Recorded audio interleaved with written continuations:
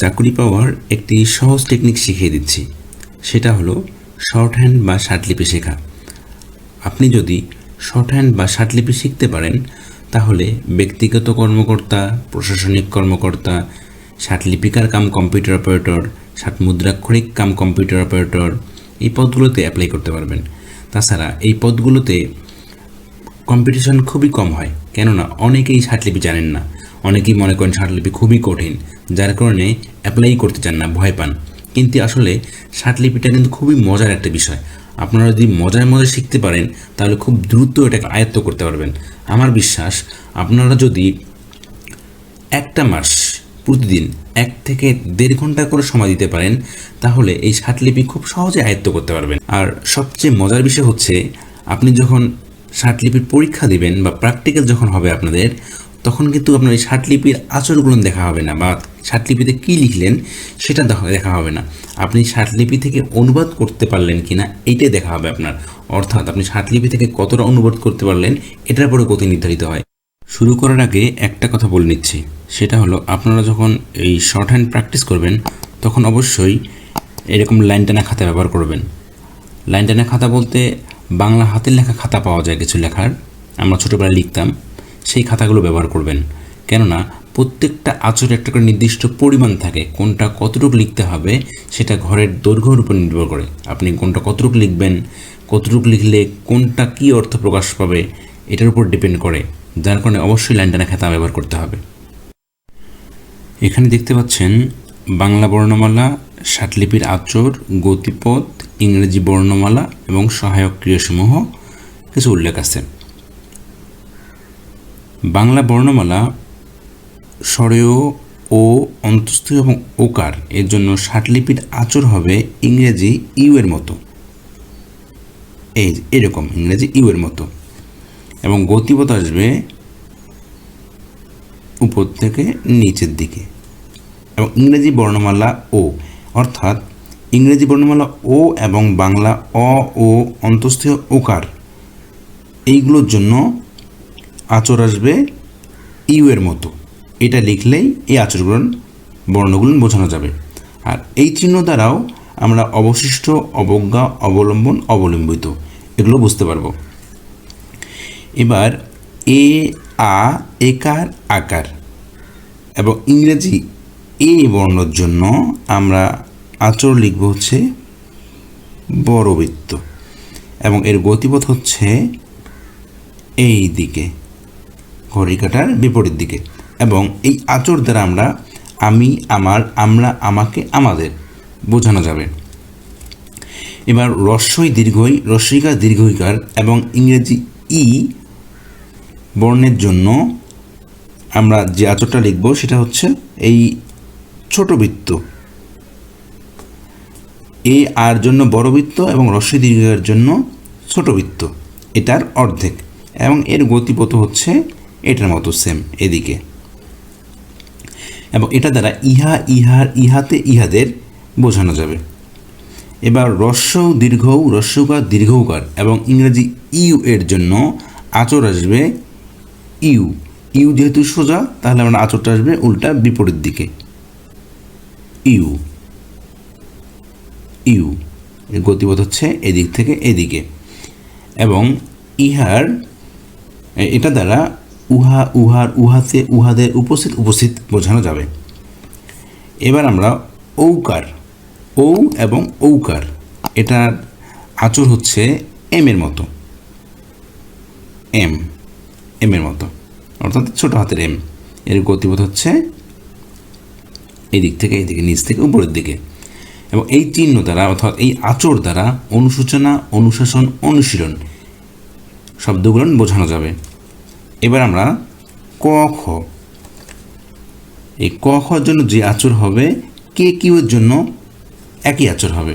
অর্থাৎ কী হবে তাহলে, ক খর জন্য আচর হবে এই যে এটার জন্য আমরা দিলাম একটা আপনার ব্র্যাকেট, শোয়া ব্র্যাকেটের মতো আর কি। এটা গতিপথ হচ্ছে এই দিকে, নিচ থেকে উপরের দিকে। এবং এই আচর দ্বারা কৃপণ, কৃতকর্ম, কৃতকার্য এই শব্দগুলো বোঝানো যাবে। এবার আমরা যদি গ ঘ লিখি, গ ঘ, ক খর থেকে বড়, ক খর থেকে একটু বড় হচ্ছে গ ঘ, ক খর থেকে একটু বড় হচ্ছে গ ঘ, এর গতিপথ হচ্ছে এদিকে। এবং এটা দ্বারা জি, গ ঘ এবং জি এর আচর বোঝানো যাবে, বোঝানোর জন্য এই আচরটা লিখতে হবে। এবং এটা দ্বারা গুরুত্বপূর্ণ, গুরুতর, গুরুভার এই শব্দগুলো লেখা যাবে। এবার যেন চ লিখি, চ আসবে হচ্ছে আপনার উপর থেকে নিচে। দেখেন চ আমরা লিখি কি উপর থেকে নিচে লিখি না, সেক্ষেত্রে চ আসবে উপর থেকে নিচে, উপর থেকে নিচে, 3 ভাগের 2 ভাগ, ঘরের 3 ভাগের 2 ভাগ উপর থেকে নিচে। এবং ইংরেজি সিএইচ এর জন্য চর আচরটাই আসবে, অর্থাৎ চ এবং ইংরেজি সিএইচ এর আচর একই। এবং এই আচর দ্বারা চরিত্র, চরিত্রবান, চারিত্রিক এই শব্দগুলো বোঝানো যাবে। এবার আমরা আসি ছ। ছ দেখেন, ছ হচ্ছে ছোট্ট করে, এদিকে ছোট ব্র্যাকেট, ছোট্ট একটা ব্র্যাকেট, ছোট্ট ব্র্যাকেট, ছোট্ট ব্র্যাকেট, গতিপথ হচ্ছে উপর থেকে নিচে। এবং ইংরেজি এস এর সঙ্গে ছ এর আচর একই রকম। আমরা যদি এস লিখি তাহলে এটার দুইটার যে কোনো একটা ব্যবহার করতে পারবো, বা ছ লিখি তাহলে দুইটার যে কোনো একটা ব্যবহার করতে পারবো। এবং এই আচর দ্বারা ছলনা, ছলনাময়, ছলনাময়ী, ছল জাতরি বোঝানো যাবে। এই ছ দুইটা চিহ্ন, যে ছ দুইটা চিহ্ন দিয়ে যে ছ লিখতে হবে তা কিন্তু নয়। আমাদের লাইনে যখন লিখব তার প্রয়োজন অনুযায়ী একবার এই পাশে এটা ব্যবহার করব, একবার বাম পাশে এটা ব্যবহার করব। এবার বর্গীয় জ, অন্তস্থ জ, ঝ এর জন্য উপর থেকে নিচ সম্পূর্ণ ঘর, উপর থেকে নিচ সম্পূর্ণ ঘর, উপর থেকে নিচ সম্পূর্ণ ঘর, গতিপথ উপর থেকে নিচে। এই জ, অন্তস্থ জ, ঝ এবং জে জেড এর জন্য আচর হচ্ছে এইটা, সম্পূর্ণ, সম্পূর্ণ ঘর, উপর থেকে নিচ, উপর থেকে নিচ, সম্পূর্ণ ঘর। এবং এটা দ্বারা জনতা, জনসাধারণ, জনগণ, জনবল, জনসংখ্যা এই শব্দগুলো বোঝানো যাবে। ট, ত, খণ্ডত এবং ইংরেজি টি এর জন্য আচর আসবে, দেখেন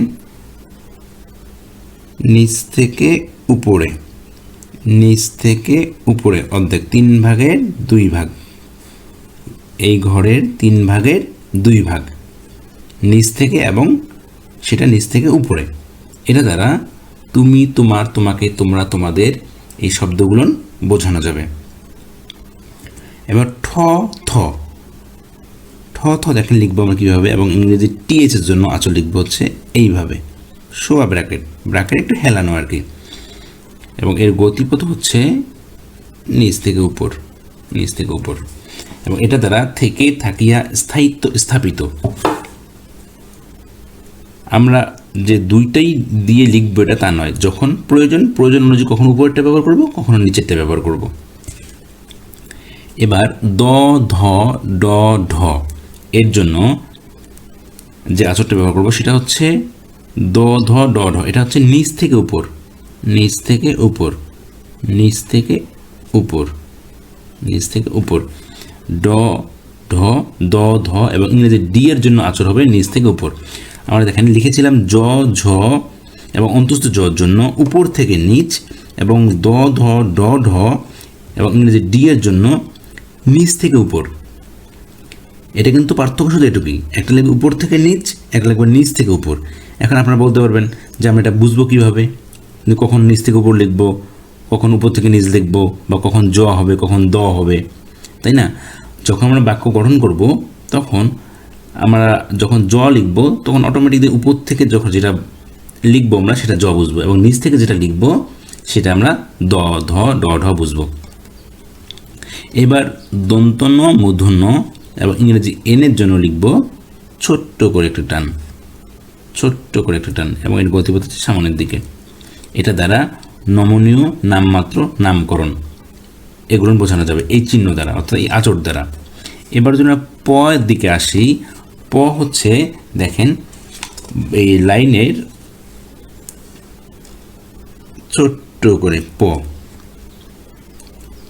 ছোট্ট করে 3 ভাগের 2 ভাগ, ছোট্ট করে, এটা গতিপথ হচ্ছে এদিকে। এবং ইংরেজি পি এর জন্য প, ইংরেজি পি এবং প এর জন্য একই আচর, এটা দ্বারা প্রত্যেক, প্রত্যেকে, প্রত্যেকের, প্রত্যেকেরই এই শব্দগুলো বোঝানো যাবে।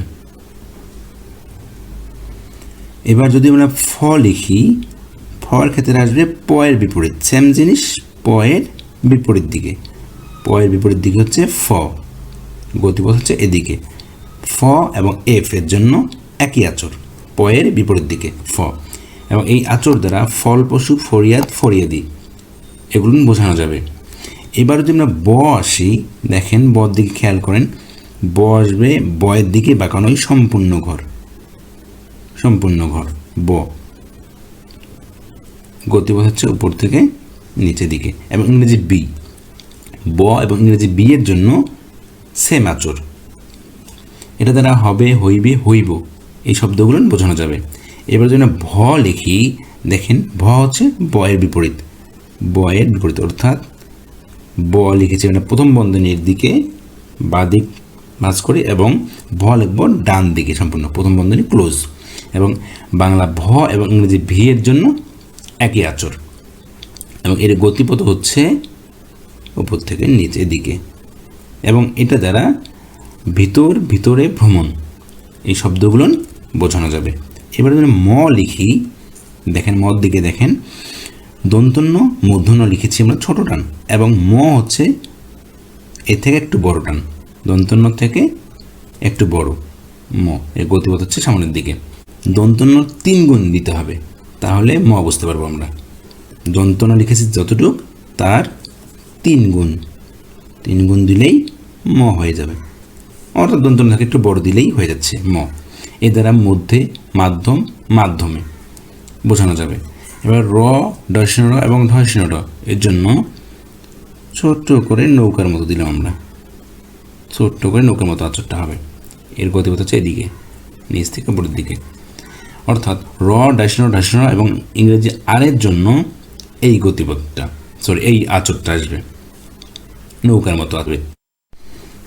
ল, ল লিখব র এর থেকে বড়, এই যেটা হচ্ছে ল, এটা হচ্ছে ল, এর গতিপথ হচ্ছে সামনের দিকে। ল এবং এল এর জন্য এই আচর, এটা দ্বারা হলো, হলে, হলো, হইল, হইলে বোঝানো যাবে, অর্থাৎ র, ডাসন যতটুকু লিখব তার দ্বিগুণ হবে লর আচরটা।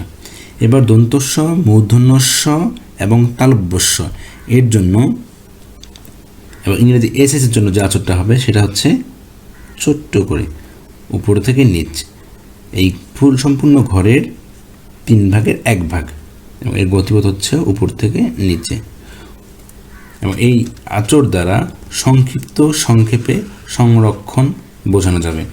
এবার যদি আমরা হ লিখি, হ দেখেন হওয়ার জন্য শুধু একটা ফোঁটা, ফোঁটা, এই ফোঁটা দিলেই আমরা হ বুঝতে পারবো।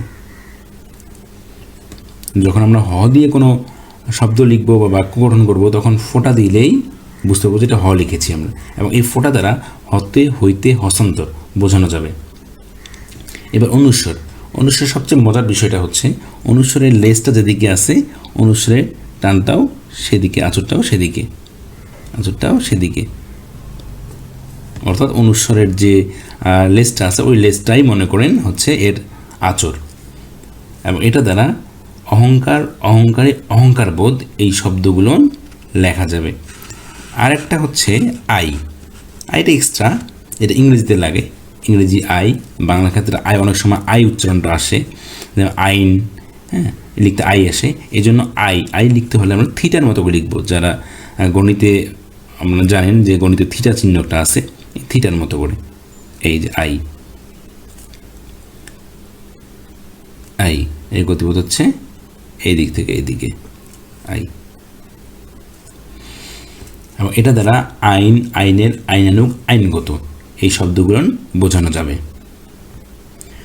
আপনাদের বাংলা এবং ইংরেজি আচর একসঙ্গে দেখানোর অর্থ এই যে আপনারা যখন বাংলাটা শিখবেন, বাংলা পাশাপাশি ইংরেজিটাও শেখা হয়ে গেলে, বা ইংরেজির পাশাপাশি বাংলাটা শেখা হয়ে গেলে আচরগুলো খুব সহজেই ক্যাচ করতে পারবেন, মনে রাখতে পারবেন। আবার যখন যদি শুধু একটা করে শেখেন, তখন আবার যখন আরেকটা শিখতে যাবেন তখন আবার নতুন করে শিখতে হবে, মনে একটু প্রবলেম হতে পারে যে এটার জন্য কীভাবে চিহ্ন মনে রাখবো, এটার জন্য কীভাবে চিহ্ন মনে রাখবো, তখন এটা এলোমেলো হয়ে যেতে পারে। যদি আপনারা বাংলা ইংলিশ দুইটা একইভাবে এইভাবে তুলনা করে পড়েন, তাহলে দেখবেন যে খুব সহজে শিখতে পারবেন। যদি কিছু উদাহরণ দেই, তাহলে দেখেন, আমরা যদি লিখি করো, করো, করোর জন্য হচ্ছে কি ক, এই হচ্ছে ক, এই হচ্ছে র, করো। এইরকম লিখলেই আমরা বুঝবো যে আমরা করো লিখেছি। যদি লিখি মন, মন, মন, মন, এটা একসঙ্গে আছে মন। এবার যদি লিখি চলো, চলো, এই যে হচ্ছে চ, এই হচ্ছে ল, চলো। এবার যদি লিখি পদ, প দ পদ, প দ হচ্ছে নিচ থেকে উপর সম্পূর্ণ ঘর, দ, এটা ভুল হয়েছে। এবার যদি লিখি আমরা কল, কল, এই যে ক, এই হচ্ছে ল, কল। যদি লিখি কলম, কলম, তাহলে দেখেন এই হচ্ছে ক, এই হচ্ছে ল, এই হচ্ছে ম, কলম। যদি লিখি নরম, ন র ম, এই হচ্ছে ন, এই হচ্ছে র, এই হচ্ছে ম, এই হচ্ছে নরম। আমার বিশ্বাস আপনারা যদি এভাবে প্র্যাকটিস করতে থাকেন, তাহলে খুব সহজে শিখতে পারবেন। মজায় মজা শিখতে হবে, মোট কথা মজা শিখতে হবে। আপনারা যদি এটা আনন্দের সহিত শিখতে পারেন, আনন্দের সহিত বিষয়গুলো নেন, যে মজা পাচ্ছেন, তাহলে খুব সহজেই আয়ত্ত করতে পারবেন। আর আপনারা অবশ্যই চর্চা করবেন বেশি বেশি করে, চর্চার কোনো বিকল্প নেই। চর্চা করলে, যত চর্চা করবেন তত দ্রুত শিখতে পারবেন। আজকের মতো এখানে শেষ করছি। আগামী ভিডিওতে ইনশাল্লাহ আমরা আকার এবং রস্বীকার নিয়ে আলোচনা করব। ভিডিও দেখার অনুরোধ রইল। ধন্যবাদ সবাইকে।